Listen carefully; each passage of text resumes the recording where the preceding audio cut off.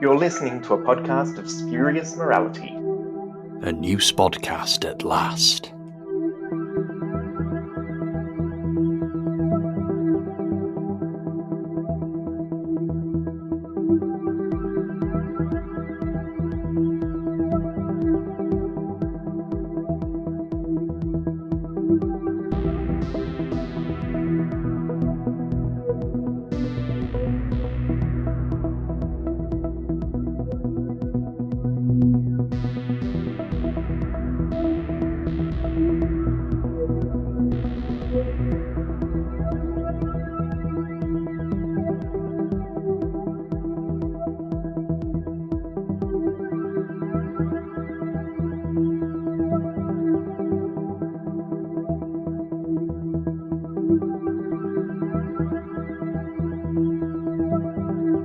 Hello and welcome to a podcast of spurious morality. I'm Johnstone, and with me this week again I have Greg. A new body. Oh, you already did that joke. Never mind. Yeah, I've already done that one.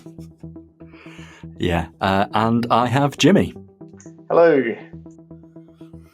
See, I was hoping you'd say something else so I could go, a new joke at last. Sorry, I should have set you up better, I guess.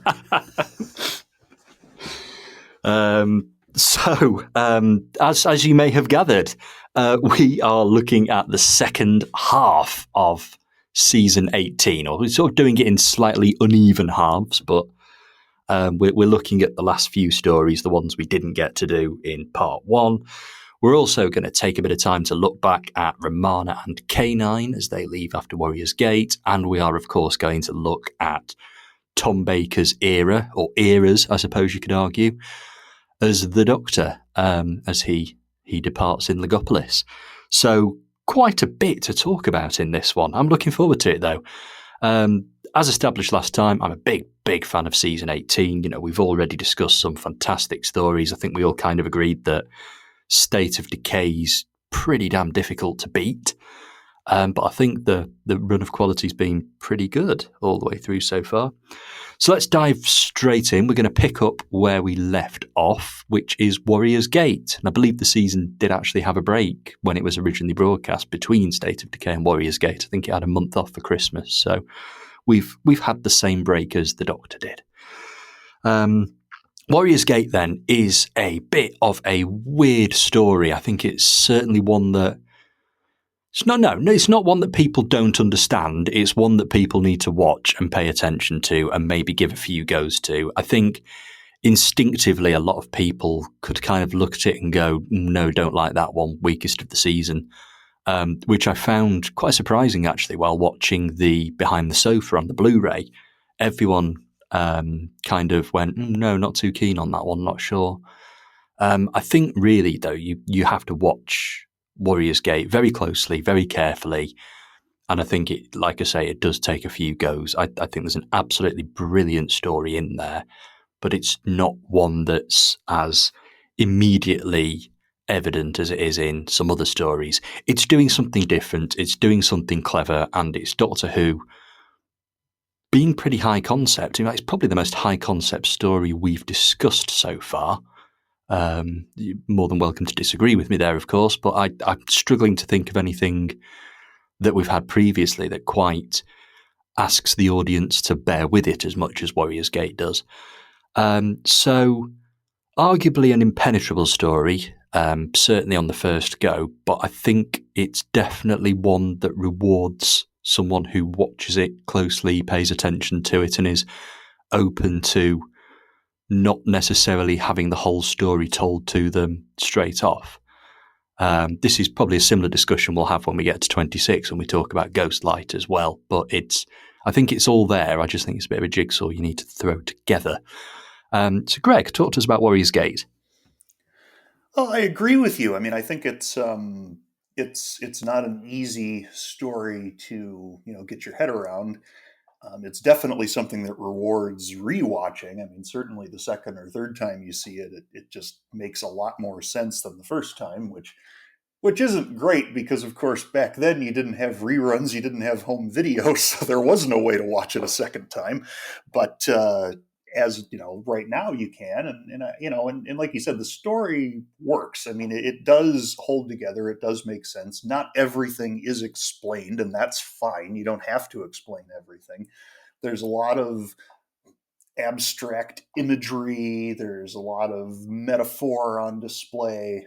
Um, it's interesting too that you mentioned the behind the sofa, and the group not caring for it. I think that was the second Blu-ray set. I think maybe the third, and I don't think they'd really figured out how to edit the stories down like they do for Behind the Sofa, because like they were talking and like missing huge chunks of the plot. Like I think Janet Fielding says they never saw Adric, who is of course in the story. So I just wonder, if they even got something that was understandable put in front of them. But for me, it's very good. What really stands out, even more than the abstract nature of the script and the imagery, is the directing by Paul Joyce, which is some of the most innovative that the classic series ever had, maybe the most innovative.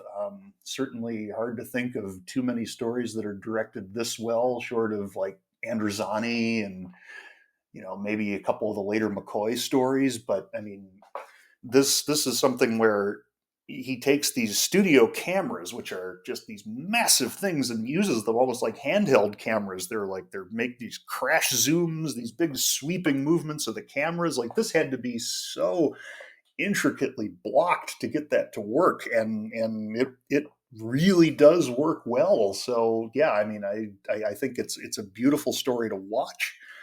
I think you know I really like Romana in this story. I mean, it's her last, and while I think her departure is very abrupt and kind of unrewarding, I think it's a great story for her, because what it does do is it shows her like kind of taking on the mantle of the Doctor for E-Space and operating on her own for most of it, and having the getting into trouble, of course, but for the most part having the crew of the ship wrapped around her finger. Like she's very impactful here and demonstrates why she'll be able to go out and do that.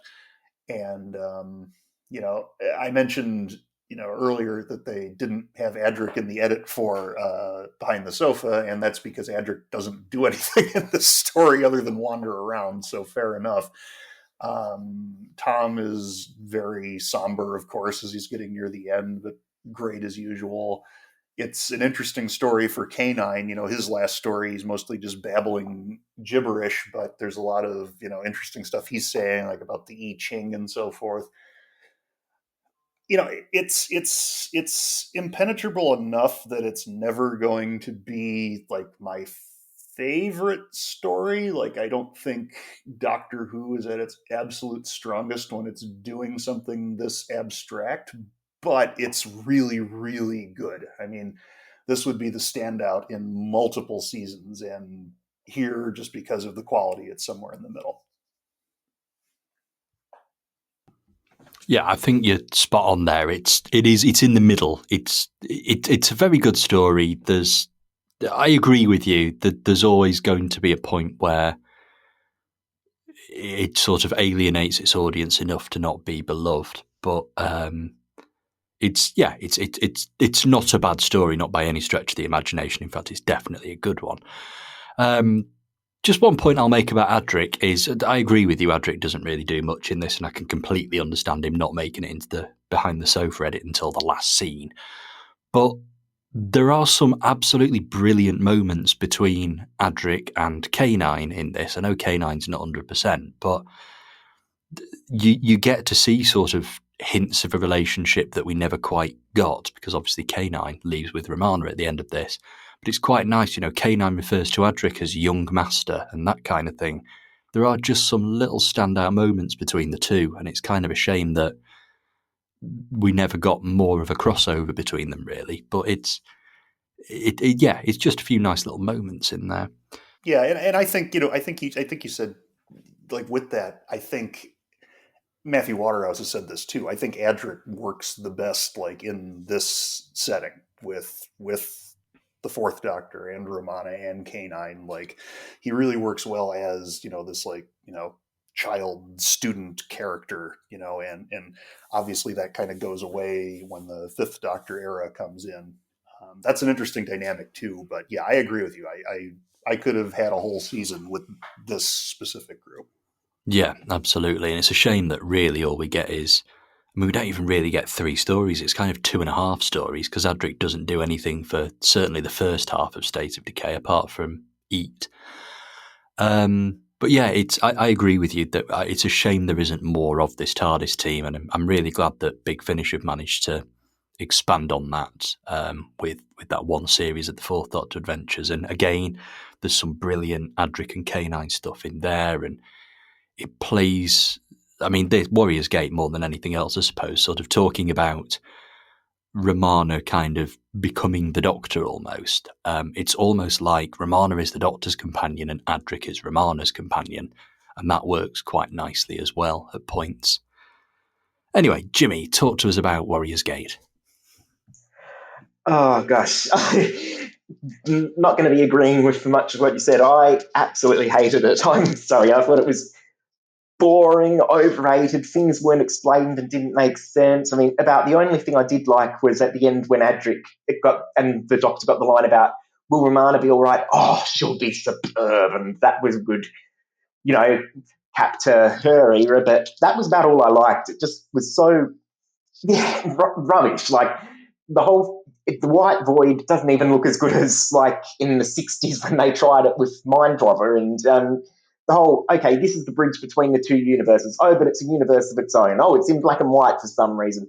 Oh, they're going to take you back in time and show you the Thrills when they were dominating, but is the Doc's actually there or not there? It doesn't get explained. And every 2 minutes, oh, the journey's getting shorter this time. Oh, the journey's getting shorter this time. Oh, the journey's getting shorter this time. Oh, absolutely hate this one. It's definitely the worst Tom Baker story in my opinion, and so it's so dragged out. It feels like it goes forever. It's between that and the overrated and the boring. I'd call it the classic series equivalent of Heaven Sent, which is another one that I don't enjoy at all. Yeah, sorry, this one just wasn't for me. Other than that last line saying goodbye to Romana, that was about the only thing in the whole story I actually liked. I agree with you. I think it is the classic series equivalent of Heaven Sent. That's a great comparison. I just don't think we're agreeing for the same reason. Everyone seems to love that one, but I hate it. I'd put it in the bottom 4 of the entire series. I can totally see why somebody wouldn't gel with this story, though. Like, it is slow, it is repetitive. Like I say, I think there's an awful lot going on there if you look for it, and if you like what you look for, then obviously, there's something to be found from this. But again, I can completely understand how somebody would watch this and just think, "What the hell have I just done with 90 minutes?" It's an odd story, and I think it's always going to be contentious. I don't think fandom's ever going to have a consensus on this one. I think, we settle down and we agree on certain things, and as the years have gone by, we've started to recognise other stories as better and others as worse, and da-da-da-da-da. I don't think there's ever going to be a universal truth for Warriors Gate. I think it's always going to be a bit of a disputed piece, and maybe that's testament to what it is trying to do, I guess. But as we've said, Romana and K9 do leave at the end of this one, and while it's a very abrupt exit, it's about as abrupt as Leela's was and various others that we've had, I think it's good. It doesn't stand out in the sort of list of bad companion exits for me. It's rushed, and it's a shame that K9's pretty much just a prop at he doesn't say goodbye to the Doctor. He doesn't get a chance to, but it works really well. Like Romana making that snap decision to go, well, hang on a minute, I can do some good here. I can be the Doctor. I can take everything I've learned, and I don't have to go back to Gallifrey. And of course, that was kind of seeded a few stories ago. It makes sense that that's what Romana does. Certainly more sense than Leela deciding to marry the first bloke she met on Gallifrey. But Yeah, I think it works well. I think it's a good exit, and I think it's kind of a shame that we're losing these characters at this point. Like John Nathan Turner, obviously, wanted rid, wanted to establish his own TARDIS team, and fair enough, fine. But I think it's a shame to lose Romana so close to the end of Tom Baker's era, and sometimes it feels like the Fourth Doctor's era ends here, like leaving E-Space, and the two stories that follow are just kind of the epilogue about how this Doctor dies. But this genuinely does sort of feel like the end of the era, because K9 has been there for the majority of the Fourth Doctor's run. Romana's done 3 3/4 series at this point. Sorry, 2 3/4 series. And yeah, there's just this sense that the Fourth Doctor's universe is falling apart, and I quite like it. It just adds to that foreboding sense that we've had throughout the whole season, which has definitely ramped up in this one, I think, and will ramp up even more over the following 2 stories. So, any sort of final words you guys want to make on Romana and K9 and their exit and their impact on the era? Anything you want, really. Greg, you go first. I think we talked about Mary Tam's Romana back after the Key to Time season, but I absolutely adore Lalla Ward as Romana. I think she's one of the best companions of the classic series, because the show actually leaned into the dynamic of having 2 Time Lords in the TARDIS. Like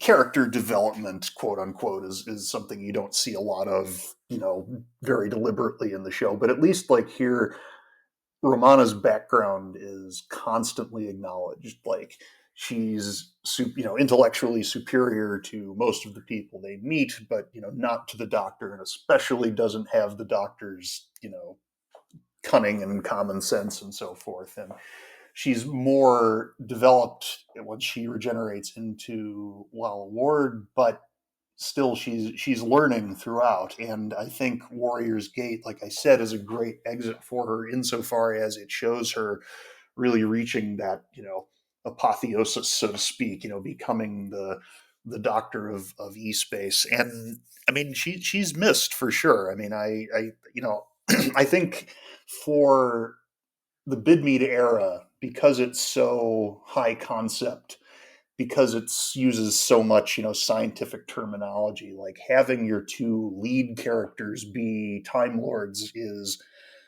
great. And then having, Adric as the third as a mathematical genius is, appropriate. And then K9 is a brilliant, robot. So that works. But then, when you switch it around for season 19, Peter Davison, as great as he is, isn't, as good at the abstract, science fiction-y stuff as Tom is. And, and this is au fait with that kind of thing, but, it just kind of drifts away from it. And it doesn't, the Bidmead thing doesn't really sit as well for me in season 19. I think it's perfect here in season 18 because of, the regular characters that you have. And then K9, I mean, what can I say? I love K9. K9's my favorite. He's hilarious.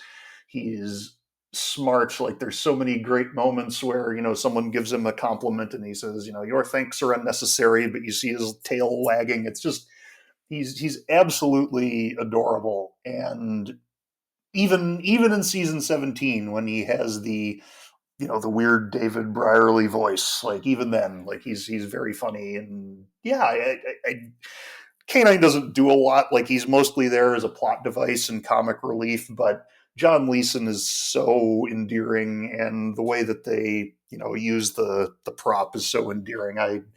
K9's maybe my favorite companion. I'll just say it. I love K9. So this is, really an end of the era for me too, because like, man, it gets real different real quick. Yeah, it's.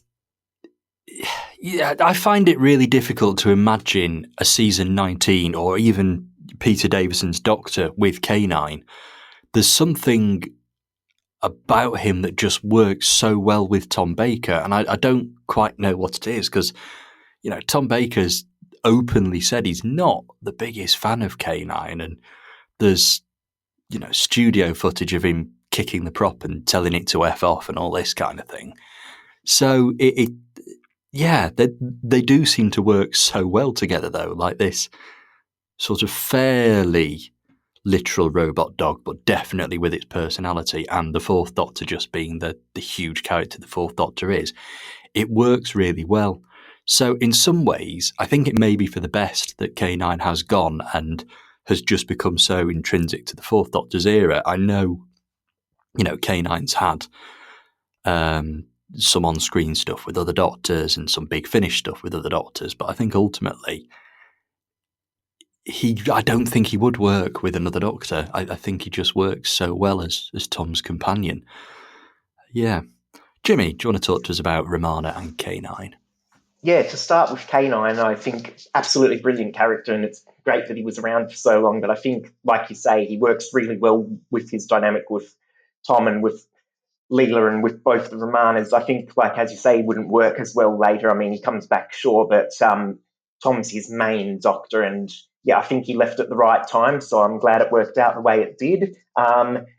And as for Romana, both the Romanas are brilliant. I do slightly prefer the first, but Lala does an incredible job throughout, and especially in some stories like Hornsheim from the last season, where she's the one that sort of is actually getting her teeth into it and taking it seriously when no one else is. And she definitely fulfilled the companion role brilliantly. And it's a shame she had to go, but again, I think it works well that she leaves before Tom, and that we get that last little chance to see him with a new team and all that. So and the other thing I find ironic is most of this season, she's just been like, oh, I don't want to go back to Gallifrey. Oh, why would I go to Gallifrey? Oh, don't take me to Gallifrey, please. And then you get in the extended universe and it's like, here's Romana, happily the president of Gallifrey. It just seems weird, but I mean, sure, you can argue a lot of times past and character development off screen, but it's funny that everyone decided, yep, she's got to go back to Gallifrey, when the whole of her last season was her talking about how much she didn't want to. I'm glad that that's what they did, though, because I do love the Gallifrey audios and, the fact that Romana's still out there and all that kind of thing. I think it's allowed. I love it. It's allowed for some brilliant storytelling. But I know what you mean. It does kind of contradict the last thing we see on screen from her. But really, really good couple of characters, and it's okay. We've had two incarnations of Romana, but if we take Romana as the same character, we take the Doctor as the same character, so we should.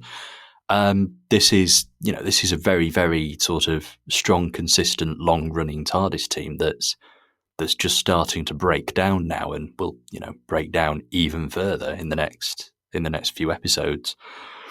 So let's move on to the Keeper of Traken, which I think's excellent. I think it's just another really, really good story. I think it's arguably one that gets lost because of the season it's in. It's when we were talking about favourite episodes, we talked about State of Decay, we talked about Legopolis. We didn't really talk about Keeper of Traken, but I think it's pretty damn excellent in its own right. It's just surrounded by absolutely wonderful, brilliant Doctor Who. And it's because it's sort of the penultimate story and it's a little bit of a prologue to Legopolis and all that kind of thing, it maybe just gets missed off a tiny little bit. But it's a great story. It's full of great concepts. It really takes the whole season 18 sort of idea of systems breaking down and takes it to quite an interesting place. It's a society that gets by on people being nice to each other, to quote the episode itself, and how that all starts to fall apart because of this fairly vague idea of an evil creature. And I know that evil creature turns out to be the Master in disguise, but the expanded universe has kind of gone on to discuss the Melka as their own thing and what they are and that. So yeah, it's quite interesting how basically the Master sits in his TARDIS, plays the long game, and just allows this society to break down in the way that it does. Treemass is an absolutely brilliant character. I think the whole Master taking over his body thing works so well because he's such a likable character throughout this story. You know, he's he's the good character in it. The point is he's a good character.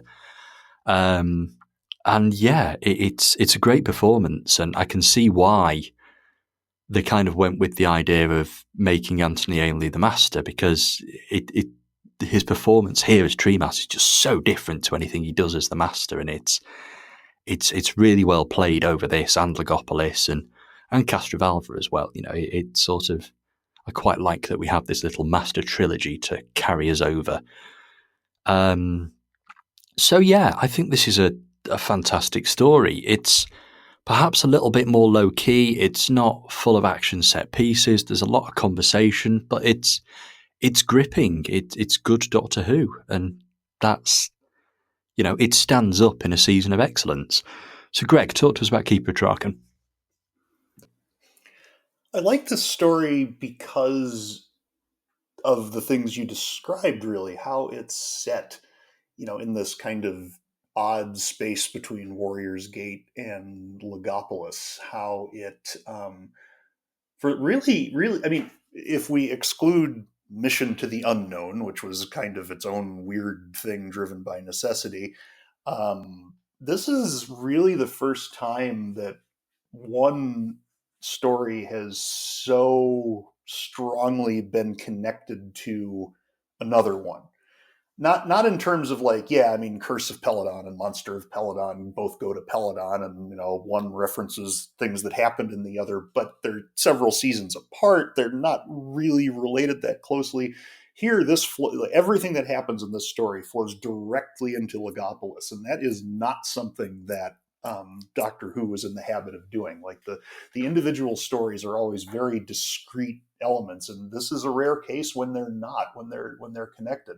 And I think that's a good thing, because on its own, there isn't a great deal that actually happens in this story. I mean, we learn very quickly, what the conflict is when the Keeper shows up in the TARDIS, and then most of the story is just various groups of characters wandering between various rooms and being captured and recaptured. Like, there's a lot of padding here, but the atmosphere of it, and I'm going to say this again for Legopolis, by the way, the atmosphere of it is so nice. Like, there's this peaceful, tranquil atmosphere, but there's this, like, this subtle sense of something being wrong.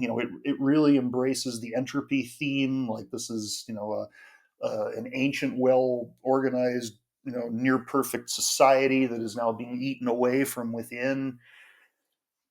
I think what you see here, this is really the only Tom and Adric, solo story, and I think the two of them work very well together. And I mean, obviously, like I said just a minute ago, I think Adric's best with the whole, the Dr. Romana Canine thing, but just him and the Fourth Doctor on their own really work well too. And I know Matthew Waterhouse loved that and has always said he wished he could have had more just with him and Tom. I know Tom doesn't agree with that necessarily, but yeah, I just I think that works well. And there's so much about this story that just wrong foots you, like, I mean, it's explicitly setting Nissa up to be the new companion. I mean, it's the very, traditional thing of, she's kind of introduced on the periphery in the first episode, but she becomes more and more involved. She spends a lot more time with the Doctor. She and Adric develop like a very, like, pleasant relationship with each other. Like, and of course she's a young woman, right? So, clearly this person's going to be getting in the TARDIS at the end of the story, but then she doesn't, and then her father is taken over by the Master and disappears, and the last image of the story is her saying "father" and looking around, and it's like, wait a minute, none of that was supposed to happen. Like, what's wrong here? And that's really, like, the point of this. I think the point of this story is to, like, show you something that's perfect and then make it increasingly uncomfortable, and then throw you right into Tom Baker's final story. And I think it works incredibly well. And like you said, Anthony Ainley is phenomenal in this. You know, he's a stagey kind of performer. Like he's definitely, you know, he's got the booming voice. He's always, you know, playing to the camera a little bit, but it works, you know, because he really takes different angles to that approach, like with Tremas and then with the Master.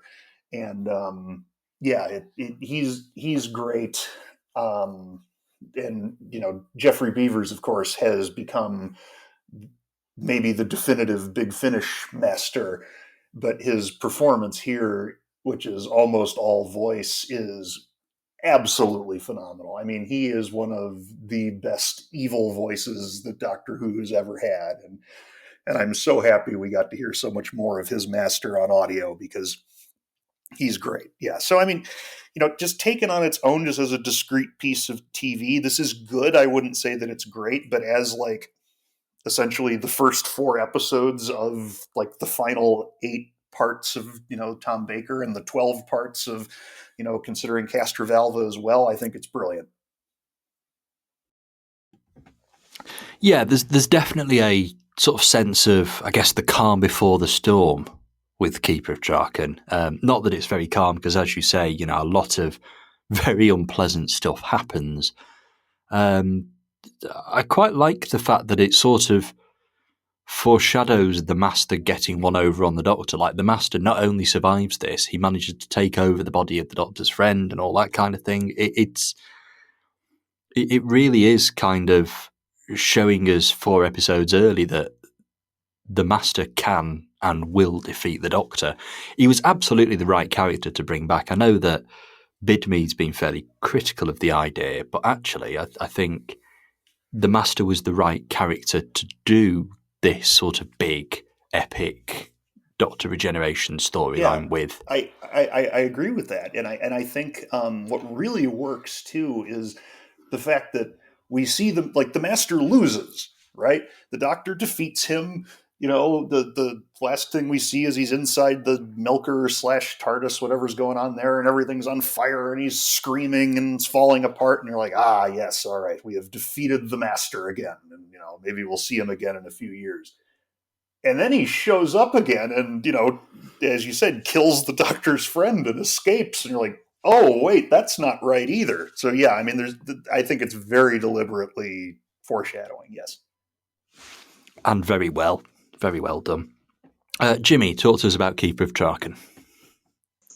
Yeah, I absolutely love this one. If it weren't for State of Decay, this would be my next favourite of the season.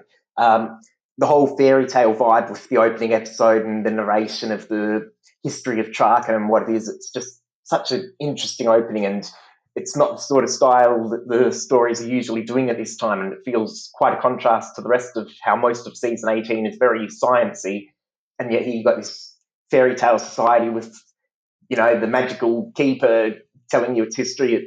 I think it makes a great contrast. And also on that first scene, I love the dynamic between Four and Adric. I mean, as you both said, they work so well as a pairing without any other companions around. It would have been nice to have been able to get a bit more of that. But I mean, what we do get is brilliant, and yeah, it's good to see. And again, Ainley is brilliant at playing Tremas, and it's especially with the hindsight when we're always used to seeing him as the Master, just seeing him playing a good guy is such a different thing, but he plays it really well. And especially in the scene, and again, Jeffrey Beaver's here too, the scene where the Master controls Tremas into killing Neiman and then Millie himself, they play it perfectly. Like, Ainley's face is just like paralyzed, stunned, horrified, but not moving, and just picking up the gun and tilting his arm back without looking to shoot Neiman, like just like completely out of control, and then just putting it to his own head. It's just brilliantly creepy, brilliantly performed. I love that scene. It's so good.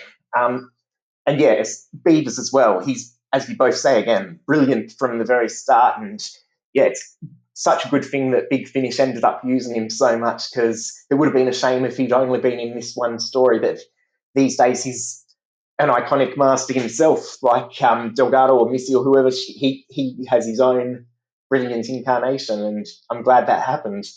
And the other thing I really liked was Nissa usually, especially later, she usually gets the more passive background sort of role, but here she makes her own little blaster and zaps the guards to go and rescue them, and it's like, yeah, that's pretty good. Nissa's actually getting to be badass, and it's a shame you didn't get much more of that. I mean, she does again in Arc of Infinity, I think, but other than that, she's not usually like that. But yeah, it makes a great contrast seeing her being so proactive and tough. And yeah, what else? Also, I love the Doctor's line later in the story about "Don't listen to me, I never do." It's just such a doctory thing for him to say. And of course, the Hartnell fan in me loves that the actress who played Kaneka got to come back, but it's a shame she got such a small role and didn't get to do much as Katura. That always nice to see little things coming back from that era for me. So yeah, absolutely love this one. Not a bad thing to say about it at all, really. It's just brilliant. It's certainly a near enough faultless story. Just not much happens in it, but because of, as Greg said, it's essentially the first 4 parts of a 12-part story almost. And as a result, I'm fine with that kind of slight drop in pace. And it's not a drop in pace, actually. After Warriors Gate, it's quite pacey. But yeah, I just going back to what you said, Jimmy, that sort of narrative device of using the TARDIS screen, the Keeper, to basically do the world building. Traken's a very, very well built world in, by Doctor Who standards. How many planets and societies are as well established as Traken is in this story? Peladon gets a pretty good go, but I'd struggle to think of many others. So yeah, I really like that. I like the fact that this story takes its time telling you about the place that the Doctor and Adric are going to visit, and what the ideas behind the society are. And I need to re-listen to Primeval, which is the big finish that kind of revisits Traken at an earlier stage. But yeah, I like the fact that we spend a lot of time learning about Traken and building it up and understanding how it works as a society, and then of course it just gets blown away in Legopolis, which leads to a absolutely fantastic moment with Nyssa that unfortunately kind of gets dropped and not particularly mentioned much again on screen. Yeah, Keeper Traken's wonderful, and I'm really, really glad that it is, as I said before, this sort of calm before the storm of Legopolis. So let's move on to Legopolis. Let's head over to that. So this story had a lot to do. We've got the pieces to pick up from Traken. Nyssa does need to become established as a companion. She was a fantastic one-off character, but she's got to come back and come and be a companion, as we know she did. It's got to give Adric something to do. It's got to introduce Tegan, which I think it does very, very well. And obviously we've got the big showdown between the Fourth Doctor and this new rejuvenated Master. That's a lot of stuff to fit into sort of 90, 100 minutes. And I think it does it very, very well. Like, Legopolis can feel slow. There's an awful lot of wandering around the TARDIS. There's an awful lot of measuring another police box. And we spend a bit of time wandering around Legopolis. But it's all there. It's a big, epic story that just kind of starts as the Doctor wanting to fix the TARDIS and turns into this big universe-sized threat. And for once in Doctor Who, and I really mean this, for once in classic Doctor Who, it really feels as though the entire universe is on the line. It really feels as though the threat is that scale. There's an awful lot of, that'll destroy the universe, and then, nothing really coming of it. Whereas with this, we see big chunks of space just being wiped out by what's going on. It ties so brilliantly back to the E-Space trilogy, and obviously Traken as well. This really is the culmination of just such an excellently thought out planned season. This is a better season finale, conclusion to a storyline, whatever you want to say, than The Key to Time, which did have, its ongoing story throughout the series. Legopolis and season 18, the storyline is much more subtle. There are just little bits here and there drop throughout the series that kind of all get pulled together in Legopolis, but the way it does it is far, far better than bringing the Black Guardian up on the TARDIS scanner for 5 minutes at the end. I could rattle on about how much I love Legopolis for ages. Just the mood, the music, the atmosphere. Tom's performance is something else. And I'm glad we do get 2 episodes, or an episode and a half at least, of just the Fourth Doctor and Adric again before sort of Tegan and Nyssa get brought in. Perhaps the only clunky thing is the way Nissa's introduced. She turns up and goes, "Oh, a friend of the Doctor's brought me," implying the Watcher. But we don't really know how the Watcher communicates with Nyssa. Like, he doesn't communicate with anybody, really. I think he has a bit of an off-screen chat with Adric at one point, if I remember correctly. But yeah, apart from Nissa's there now, I really can't find a problem with this story, and I think it is the perfect way for the Fourth Doctor to go out, a big saving the entire universe type thing, beating the Master, who still escapes at the end, same as Traken. He's got one over on the Doctor, he escapes. It's an extra little sort of stab in the eye after him causing the regeneration. Great story, fantastic story. I could, like I say, go on about it all day, but I'm going to let you guys have a go instead. So Greg, go for it. Talk about Legopolis. Again, I do agree that there are flaws with Legopolis, and I'm going to get this out of the way. I mean, it is very slow in parts. It is very high concept, very intellectual. There's lots of conversations about mathematics, and it's overstuffed in some ways. Like, I love Tegan. I love Janet Fielding. I'm very happy she was added to the TARDIS crew, but I don't think she really fits in this story. I think having a character who's as naturally, loud and confrontational as she is can be a great thing, and is a great thing in the future. But I feel like she just clashes with the very otherwise downbeat feeling of the story, and I don't think she fits in very well. But again, happy we have her. Just I'm not a big fan of this story being her intro story, especially because you also have to then reintroduce Nyssa and establish her as a companion as well. And so that leads to things like, Nyssa watches her entire civilization be wiped from existence. And I mean, Sarah Sutton's really good in that one scene where she's devastated, but then it never comes up again. It's like, oh, well, okay. Because they just have so much to get through, like you said. All of those flaws are there. I can fully understand why someone could point at those and say, I don't like this story. This is one of my favorite Doctor Who stories in any medium because of its atmosphere. The music in this story is probably the best single music score that Doctor Who ever had on TV, old or new series. It is perfect.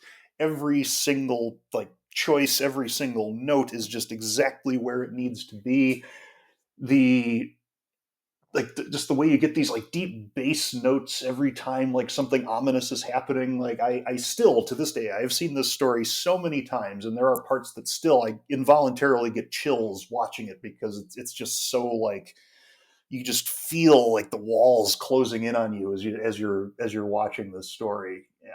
The first episode, yeah, I mean, sure, they're just kind of running around inside the TARDIS, but the TARDIS cloisters, we've never seen a room like this before, and now there's this doom-laden bell that echoes from somewhere within the ship that tells you that imminent disaster is nigh, and it's oh my, we've never had anything like this in Doctor Who before, and we really don't ever have something like this again, and it just works so well. And like you said, Tom Baker's performance here is amazing. Obviously a lot of it is his actual emotion being communicated. I mean, we always wonder, how much did he really want to leave the series? Because, as the story goes, at the beginning of every season, near the end, he would go to the producer and be like, "Oh, I don't know, I think I should quit." And then they'd be like, "Oh no, Tom, you must stay. Here are your flowers and hosannas." And then he did that with JNT, and JNT's like, yeah, I think you're right. So, he was, I'm sure, a little disappointed that, he was actually, they called his bluff. But I mean, from minute one of this story, the doctor knows he is going to die. Like he knows something terrible is going to happen. And then of course, once he talks to the Watcher on the bridge, like I think at that point he explicitly knows he's going to die.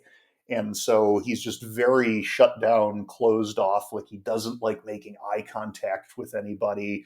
He's, he gets hostile towards the companions near the end. He's forced into a partnership with the Master. That episode 3 cliffhanger is awesome, by the way. Like just the close up of their hands connecting and then going into the credits as Tom, is just the Master's this big grin on his face and Tom is just looking away in total disgust. Like it's just, it's so well done. And then the regeneration sequence is,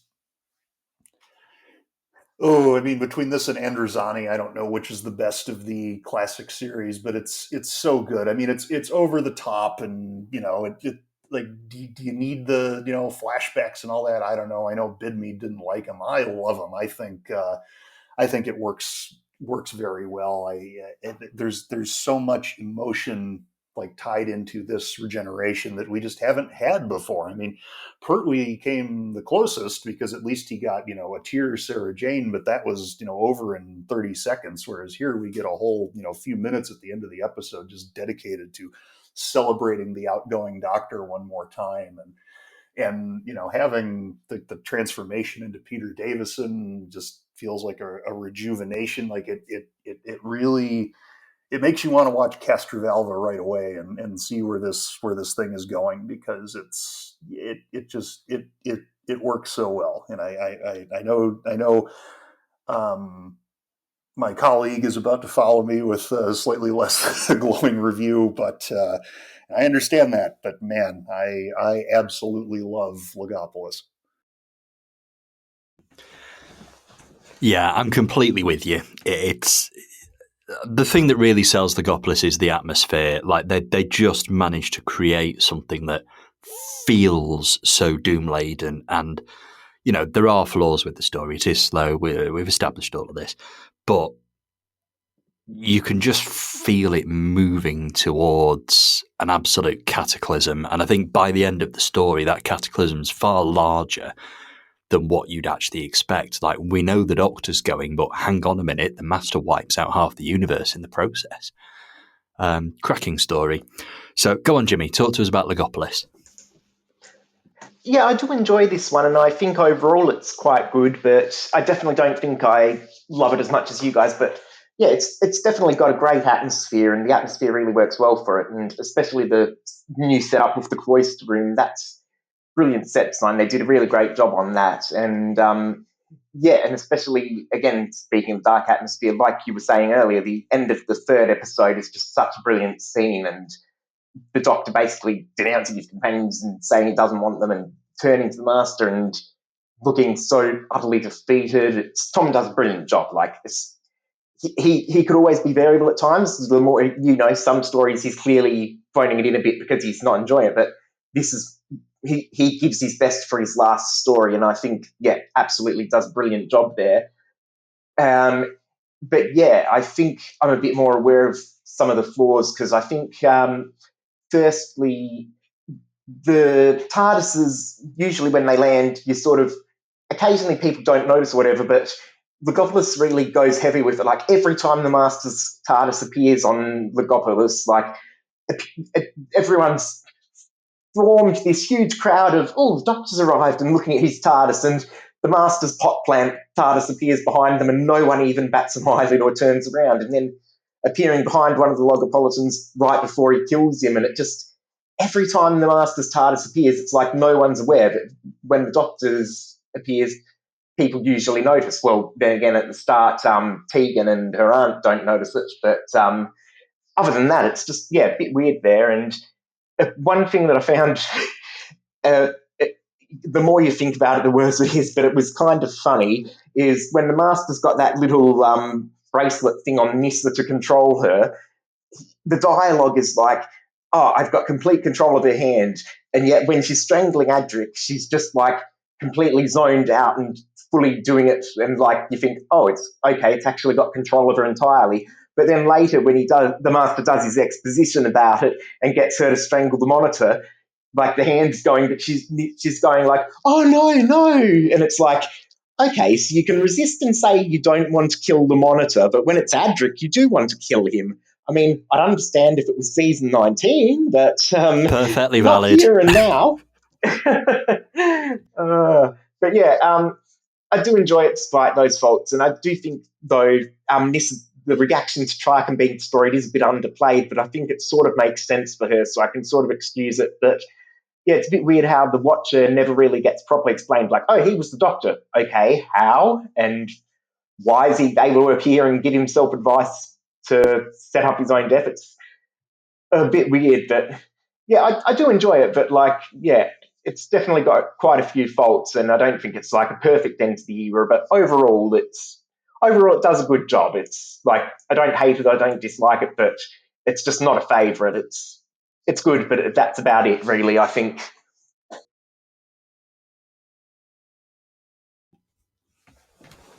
Yeah, again, I can understand how this story doesn't click with everybody because it's not quite doing what Warriors Gate does, but again, it's one that certainly needs watching a few times, and yeah. I mean, I think it's excellent, but then again, I've seen it about a million times. It's go-to Doctor Who for me. It's absolutely wonderful. I'm with Greg in. I think it's genuinely one of the best Doctor Who serials ever made. But it does build up to that massive regeneration, and it takes time.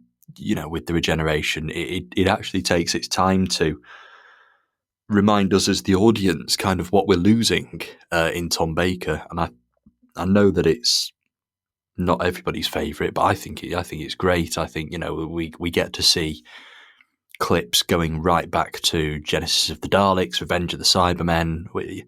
Some of the villains that are chosen for the sort of villains set of flashbacks are quite weird. We've got Cybermen, the Daleks, the Master, the obvious one, but then kind of the captain from the pirate planet pops up, and all that kind of thing just seems a bit random.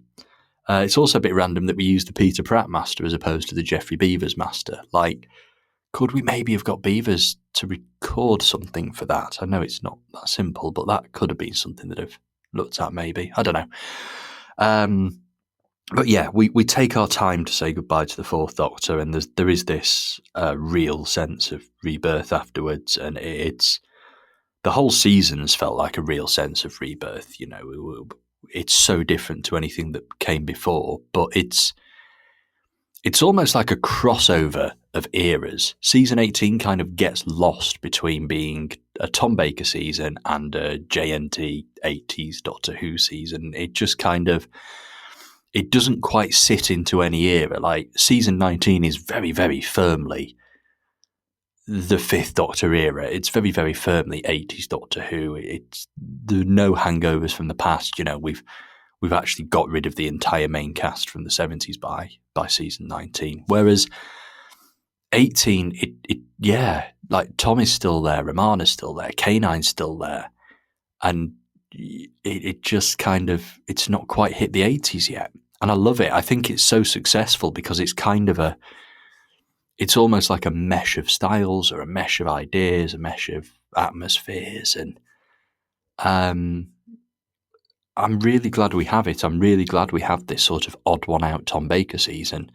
And I'm really glad that we don't have another season 17 as his final season. Or, I'm really glad that we're not quite into season 19 yet, where the 80s have fully arrived. It's this sort of little on the fence, I guess.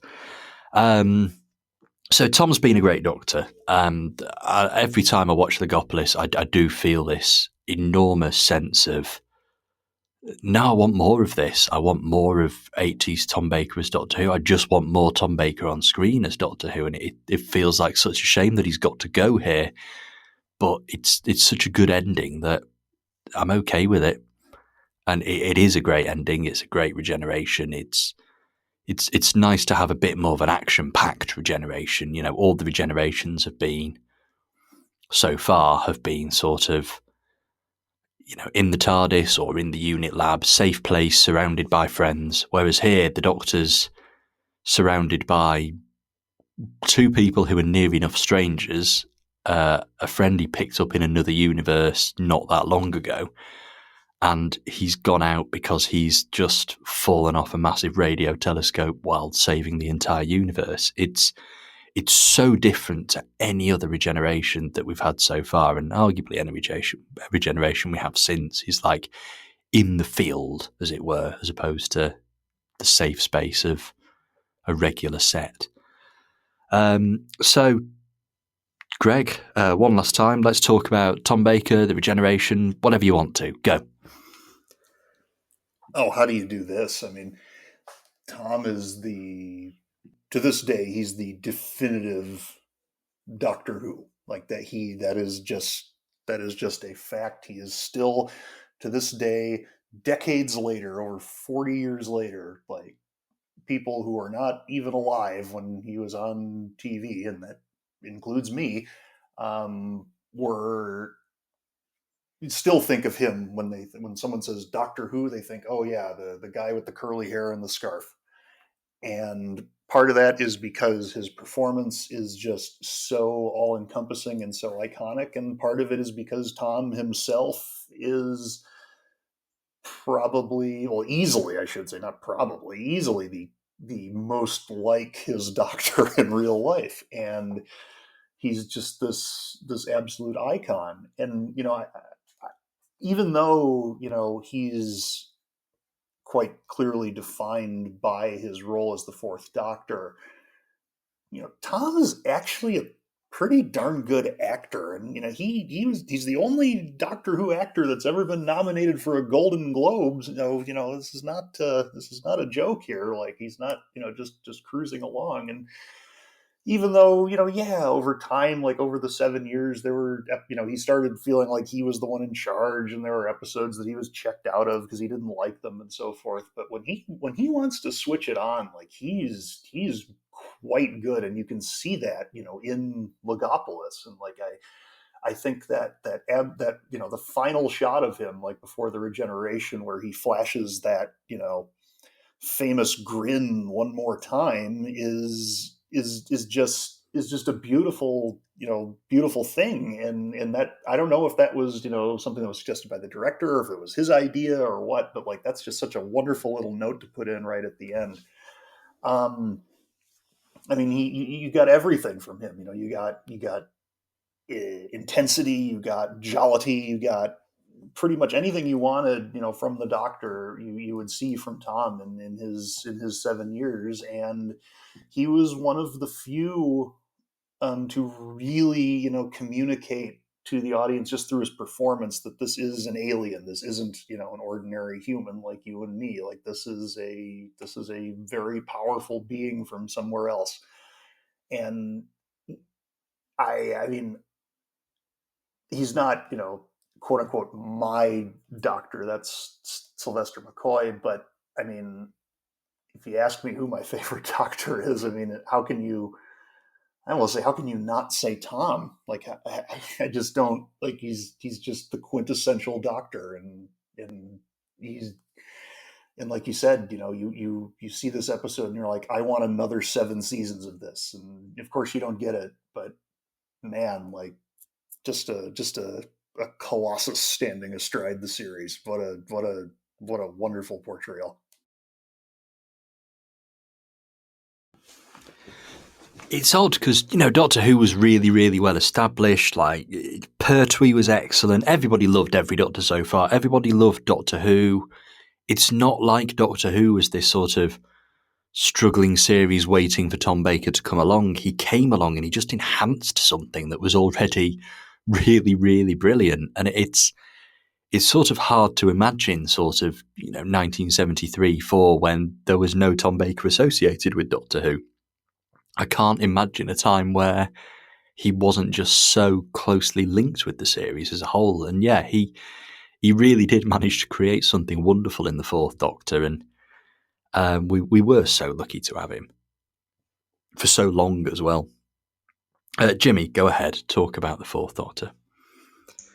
Yeah, he's a great incarnation, and it's nice to see how varied his era is. Like the different styles, the different companions. That's the good thing about lasting so long. You don't get stuck with just this is what his era must be like. It's like you've got the follow up to the Unit era with Robot, then you've got the Hinchcliffe horror, then you've got the more light-hearted Williams, then you've got more science season 18, and you've got such a good variety of companions to star against. And when he's putting his all into it, he's absolutely brilliant as the Doctor. I mean, yeah, sure, there are some times in some stories where he's clearly not as into it, but I think overall he works brilliantly most of the time, and I think his era was just right. Like, I would have hated to see it be any shorter and to miss any of those dynamics, but I don't think it would have been as good if he kept going on further into the 80s. I think it just sort of, that 7 years was just the right length. Like, it just, everything worked out as it should. I'm really happy with the era he had. Like most Doctors, you think, oh, what might have happened if they stayed a bit longer? But Tom, it's like, this is good. Like, you don't want to spoil it by dragging it on and on and on. I think, yeah, it just works as it is really well for me. I love his era, and it's been great to go through it all in order because it had been a long time since I'd done that before coming back to it for this podcast. And yeah, it was really great to get to see it all and see it from that perspective.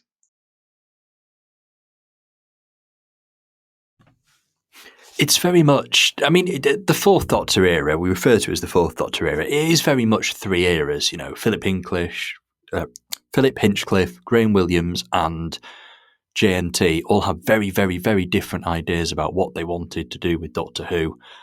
And Tom adapted to each of those styles very well.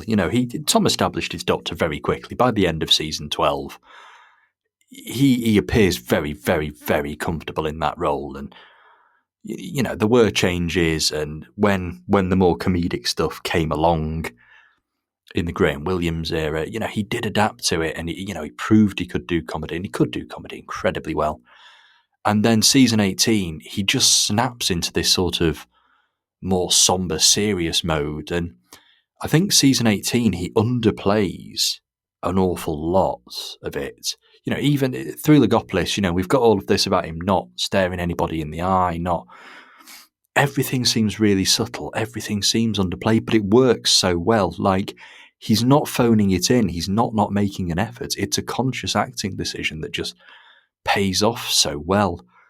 And I love the fact that, if we were to look at the Fourth Doctor, he starts off sort of so alien and so full of life, and at some point, his time traveling through time and space does make him a little bit of a cynic, and sort of brings him down a bit for that final season. I like to think there's a huge gap between seasons 17 and 18. I like to think there's a million unseen adventures with the Doctor and Romana and K9, which works perfectly fine in terms of sort of character's age continuity, however you want to fill that gap in. They could have travelled together for centuries.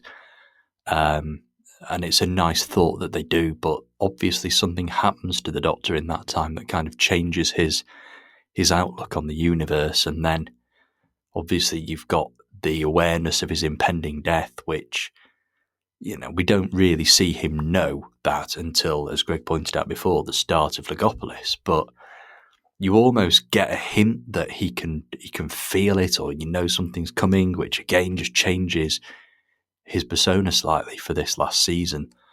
No matter what, though, I love the way he plays the Doctor in season 18. It's kind of not the obvious choice to go for. There's nothing in any of the stories that suggest Tom needs to be a bit more somber, a bit more moody. It's obviously a choice he's made. And I think it works really, really well. I really do think we get this sort of older, tireder, slightly more moody Fourth Doctor. And there were still some great light-hearted moments in season 18. I mentioned it when we were doing the first half, the whole arrest the scarf bit in Leisure Hive's just fantastic, and Meglos is wonderful, and the way the Doctor sort of plays the way Tom plays the Doctor there is slightly different, but yeah, he definitely adapted to the changes that were going on behind the scenes incredibly well, and I think that's what makes him such a great Doctor. We know that Hartnell didn't adapt particularly well to a new producer. We know that Troughton got really annoyed with the sort of musical chairs of script editors and producers in his era. Pertwee was lucky; he had a pretty consistent production team, bar his first couple of stories, and same again later on. Peter Davison has a consistent production team. Colin Baker does for all but a few episodes, and so does Sylvester McCoy.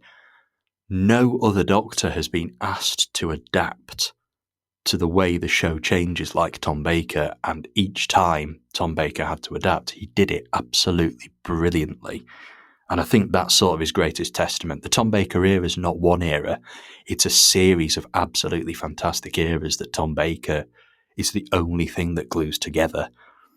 And I think that's just one thing, one of many things that makes this era so loved and just keeps him so closely associated with the series. But yeah, it's been great to go through Tom Baker era. It's been great to go through season 18 as well. Opening up the floor for any final thoughts before we sign off, if you'd like to jump in with anything else. I don't really have much. I mean, I think we've said it all here. I think it's the end of the, like you said, it's the end of three different eras in a way, and it's the end of just a legendary run in Doctor Who. And I mean, I'm very excited to move forward into the Fifth Doctor's era, but yeah, I mean, there's just something about the Tom Baker era that the show just didn't recapture, before or since, for whatever reason, and I'm gonna miss it. Yeah, me too, actually. Like, I'm really excited to sort of get on with the 80s, doing these season by season. We've still got some absolutely great seasons coming. I'm really looking forward to talking about season 21. I think is absolutely great. I'm really looking forward to us looking at 22 and sort of figuring out, did it go wrong here, or is it just perception, or was it just BBC, that kind of thing. Trial will be interesting to talk about. Seasons 25 and 26 are absolutely exceptional. We've got some really good stuff to talk about still, but it's not time. And Time Lash. Oh, we're doing that? I thought we were just going to skip it. I thought we were just going to pretend season 21 ended with Caves of Androzani, and season 22 just didn't have Time Lash in it. Suppose we better had cover everything, really, hadn't we? Ow. Until then, though, we will leave it there. So we'll be back to talk about more Doctor Who, specifically season 19, in the not too distant future. And we're picking up on the trilogy that we've done the first 2/3 of with that as well. So it'll be kind of interesting to talk about the continuation from Logopolis there too. But in the meantime, I will say a huge thank you and goodbye to Greg. Until next time. And a huge thank you and goodbye to Jimmy.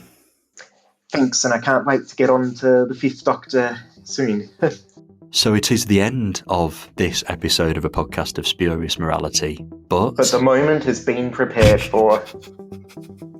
I was going to say like 1, 2, 3 and get us all to say it together, but no, we'll take that. I got in too soon, sorry. The moment has indeed been prepared for. You were just waiting the whole episode to get that out, so I appreciate it. I had. It's almost like the moment of being prepared. I'm going to stop now. So goodbye, thank you for listening, and we'll be back for more spodcasting soon.